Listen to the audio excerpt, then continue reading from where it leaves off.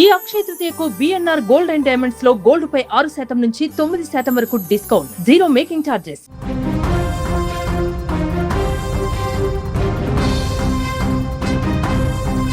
తెలుగు రాష్ట్రాల్లో వరుస బస్సు ప్రమాదాలు కలవర పెడుతున్నాయి.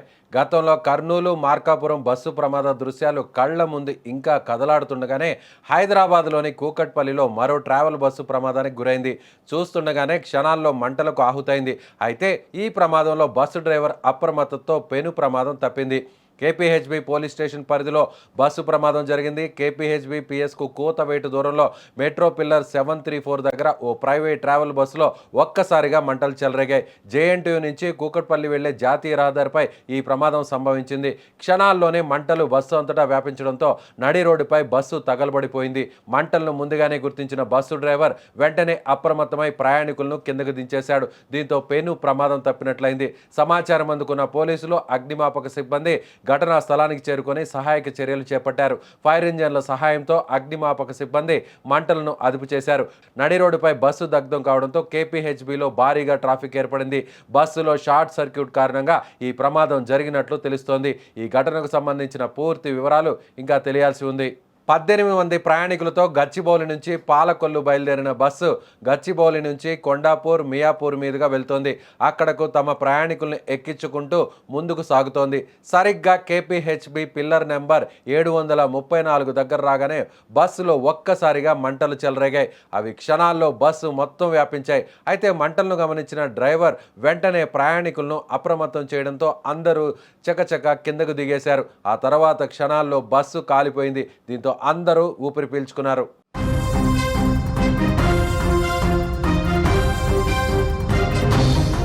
అదృష్టవశాత్తు ఈ బస్సు నేరుగా ప్రారంభంలోనే, అంటే ప్రయాణం ప్రారంభంలోనే, ముఖ్యంగా నగర పరిధిలోనే అందరూ మెలకువగా అప్రమత్తంగా ఉన్న సమయంలోనే ఈ ప్రమాదం జరగడంతో ఎవరికి కూడా ఎలాంటి గాయాలు కానీ ఎలాంటి ఇబ్బంది కానీ జరగనటువంటి పరిస్థితి. ఒకవేళ దురదృష్టవశాత్తు ఈ షార్ట్ సర్క్యూట్, అంటే ఈ ప్రమాదం ఒకవేళ బస్సులో వచ్చినటువంటి ఈ మంటలు బస్సు ప్రయాణిస్తున్నప్పుడు కానీ, లేదంటే అందరూ నిద్రమత్తులో ఉన్నప్పుడు కానీ, లేదంటే వేకువజామున, లేదంటే అర్ధరాత్రి దాటిన తర్వాత ఇలాంటి ప్రమాదం ఒకవేళ జరుగుంటే ఏ విధంగా నష్టం జరిగి ఉంటుందో, ఏ విధంగా ప్రాణ నష్టం జరిగి ఉంటుందో మనం ప్రత్యేకంగా చెప్పాల్సినటువంటి అవసరం లేదు.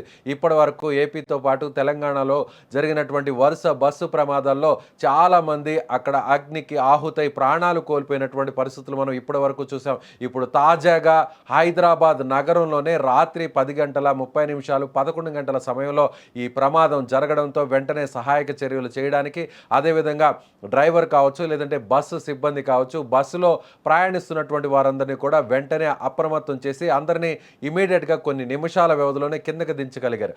అలా కాకుండా పూర్తిగా నిద్రమత్తులో ఉన్న సమయంలోనో, లేదంటే రన్నింగ్ బస్సులోనో, లేదంటే పూర్తిగా అందరూ కూడా పైకి వెంటనే ఏదన్నా ప్రమాదం జరిగినప్పుడు క్షణాల్లో స్పందించి దిగలేనటువంటి పరిస్థితులు ఉన్నప్పుడు ఈ ప్రమాదం జరిగి ఉంటే ఏం జరుగుంటుందో ఒక్కసారిగా ఊహించుకుంటేనే అందరూ కూడా భయపడుతున్నారు. అయితే దిగినటువంటి ప్రయాణికులందరూ కూడా నేరుగా సేఫ్గా బయటకు వచ్చినటువంటి ప్యాసింజర్స్ అందరూ కూడా అసలు ప్రమాదం ఎందుకు జరిగి ఉంటుందనేటువంటి కోణంలో ఆలోచిస్తున్నారు. అదేవిధంగా ఇటీవల వరుసగా జరిగినటువంటి ఈ బస్సు అగ్ని ప్రమాదాల్లో చాలామంది చనిపోవడం, మరికొంతమంది తీవ్రంగా గాయాల పాలై ఇప్పటికీ కూడా చికిత్స పొందుతున్నటువంటి పరిస్థితులను ఊహించుకొని వారందరూ కూడా దేవుడా మమ్మల్ని కాపాడావు, సో అదృష్టవశాత్తు ఈరోజు మాకు నూకలు చెల్లై మా ప్రాణాలు దక్కాయంటూ కూడా బస్సులో ప్రయాణిస్తున్నటువంటి మహిళలందరూ కూడా ఒక్కసారిగా చెప్తున్నటువంటి పరిస్థితులు ఈ బస్సు ప్రమాదం నుంచి బయటపడినటువంటి వారిలో మాట్లాడుతున్నటువంటి తీరు. సో హైదరాబాద్ నగరంలో జరిగినటువంటి ఈ బస్సు ప్రమాదం, అగ్ని ప్రమాదం మరొక్కసారి ట్రావెల్ బస్సు ఏదైతే బస్సుకు సంబంధించినటువంటి ట్రావెల్స్ నడుపుతున్నారో ఈ మార్గాల్లో నడిచేటువంటి బస్సుల ఫిట్నెస్ మీద, ముఖ్యంగా ఎలక్ట్రికల్కి సంబంధించినటువంటి ప్రాబ్లమ్స్ మీద, షార్ట్ సర్క్యూట్ అలాగే బ్యాటరీ ప్రాబ్లమ్స్ మీద కూడా అందరూ కూడా టెక్నికల్గా పరిశీలించాల్సినటువంటి అవసరం ఉంది. రవాణా శాఖ అధికారులు, లేదంటే సంబంధిత అధికారులు మరొక్కసారి వేసవి కాలం కావడంతో మొత్తం అంతా కూడా ఎండ తీవ్రత ఎక్కువగా ఉండడంతో ఇలాంటి ప్రమాదాలు ఎక్కువగా జరిగేటువంటి అవకాశం ఉందనేది అందరూ కూడా ఆలోచిస్తున్నారు. అయితే ఇప్పుడు ఈ బస్సు ఎలక్ట్రిక్ సంబంధించినటువంటి వెహికలా, లేదంటే డీజిల్తో నడిచేటువంటి వెహికల్ అనేది తెలియాల్సి ఉంది. కానీ ఆ బస్సుకు సంబంధించినటువంటి వస్తున్నటువంటి ఆ విజువల్స్ను ఒకసారి మనం చూసినట్లయితే ఇది ఖచ్చితంగా డీజిల్కి సంబంధించినటువంటి వెహికల్గా తెలుస్తుంది.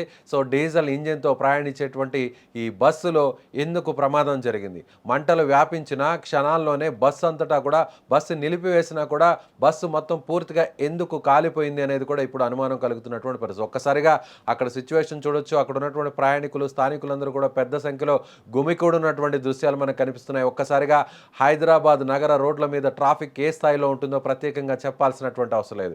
ఆ బస్సు ఒక్కసారిగా క్షణాల్లోనే పూర్తిగా తగలబడిపోతున్నటువంటి దృశ్యాలు మనకి చాలా స్పష్టంగా కనిపిస్తున్నాయి. సో ఎక్కడా కూడా ఏమాత్రం కూడా సీట్లు ఒక్క సీటు కూడా మిగలకుండా మొత్తం సీట్లన్నీ కూడా, అలాగే స్లీపర్ బస్సు కావడంతో నిద్రపోతున్నటువంటి సమయంలో ఒకవేళ ఇదే జరిగి ఉంటే ఎంత భారీ నష్టం, ఎంత భారీ ప్రాణ నష్టం జరిగి ఉండేదని అక్కడికి ఉన్నటువంటి స్థానికులు కానీ ఆ దృశ్యాలను చూస్తున్నటువంటి వారందరూ కూడా ఒక్కసారిగా ఆశ్చర్యపోతున్నటువంటి పరిస్థితి. సో వరుస బస్సు ప్రమాదాలపై మీరేమనుకుంటున్నారు? సో ఖచ్చితంగా బస్సుల ఫిట్నెస్ సంబంధించి సంబంధిత అధికారులు మరింత కాన్సన్ట్రేట్ చేయాల్సినటువంటి అవసరం ఉందా? ముఖ్యంగా వేసవి కాలం కాబట్టి ప్రమాదాలు ఎక్కువగా జరుగుతాయి కాబట్టి సో అప్రమత్తంగా ఉండాల్సినటువంటి అవసరం ఉందా? అయితే మీ అభిప్రాయాన్ని కామెంట్ చేయండి.